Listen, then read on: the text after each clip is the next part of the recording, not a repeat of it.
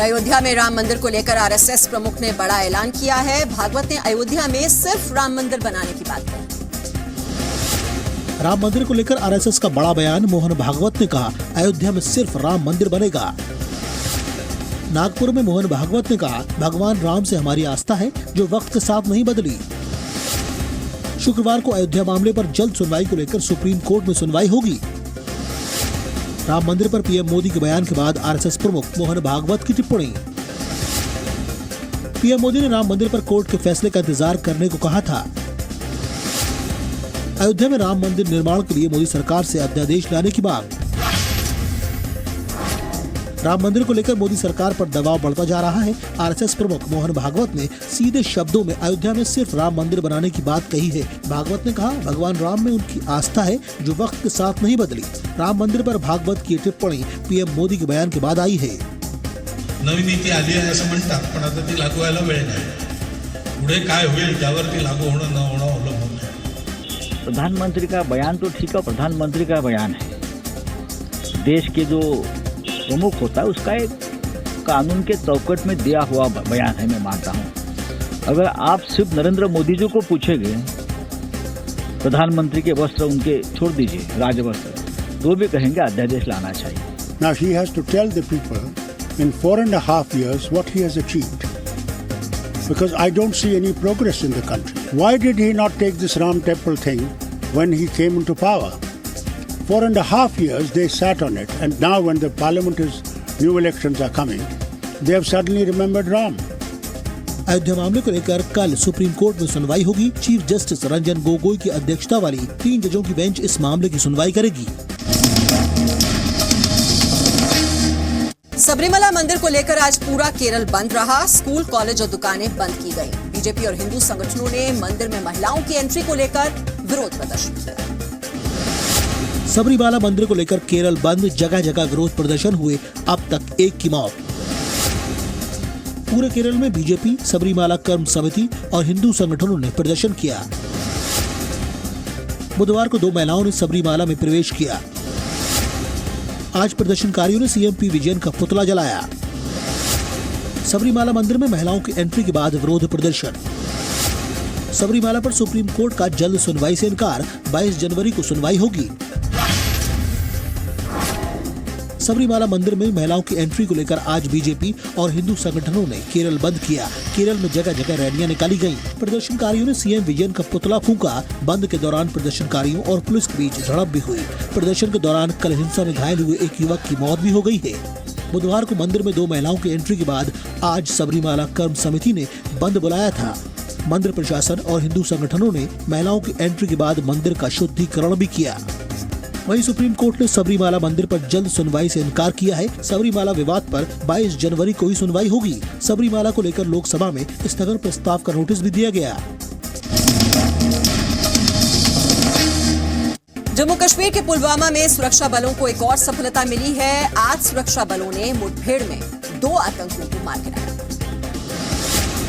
जम्मू कश्मीर के पुलवामा में 2 आतंकी मारे गए। लोगों ने सेना पर पत्थरबाजी की। पुलवामा के त्राल इलाके में सुरक्षा बलों ने मुठभेड़ में 2 आतंकियों को मार गिराया।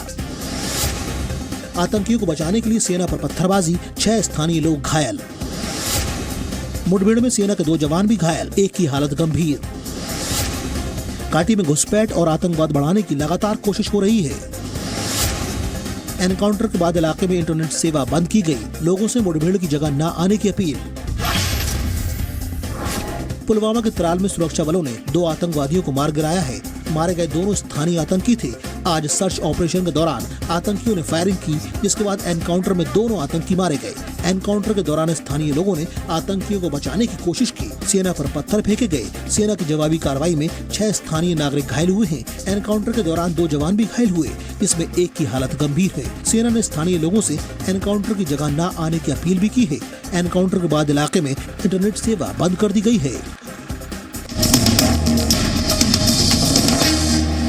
पहले उत्तर भारत कड़ाके की सर्दी और शीतलहर से जूझ रहा था, लेकिन अब लोगों को घने कोहरे का भी सामना करना पड़ रहा है। कोहरे की वजह से रेल और हवाई सेवाओं पर असर पड़ा है। वहीं हिमाचल में पहाड़ों पर भारी बर्फबारी के अनुमान की वजह से मौसम विभाग ने एडवाइजरी जारी की है। उत्तर भारत में कड़ाके की ठंड के साथ कोहरे से लोग बेहाल। दिल्ली और राजस्थान के कई इलाकों में छाया घना कोहरा।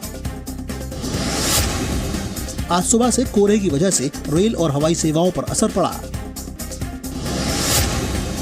कश्मीर में कई जगहों पर भारी बर्फबारी, तापमान गिरा।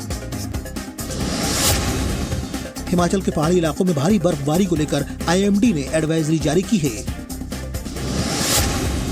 हिमाचल सरकार ने अधिकारियों को तैयार रहने का निर्देश दिया। दिल्ली समेत उत्तर भारत में ठंड के साथ कोहरे ने लोगों की मुश्किलें बढ़ा दी हैं।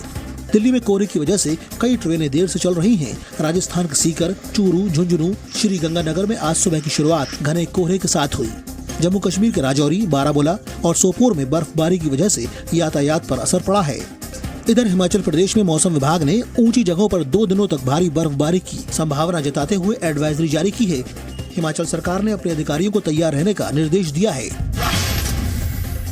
कुछ एक जगह टेम्परेचर जो है, जैसे WD आई थी तो पिछले 24 घंटों में टेम्परेचर राइज भी किए, कुछ एक जगह फॉल हुए। जैसे शिमला का टेम्परेचर कल 5 डिग्री था, आज जो है वो 2.5 डिग्री रिकॉर्ड किया गया। तो जो बारिश की वजह से स्नोफॉल की जगह में जो दिन का तापमान है वो उसमें गिरावट आई है और आज जो दिन भर जो ठंडी हवाएं भी जो है वो चलती रही।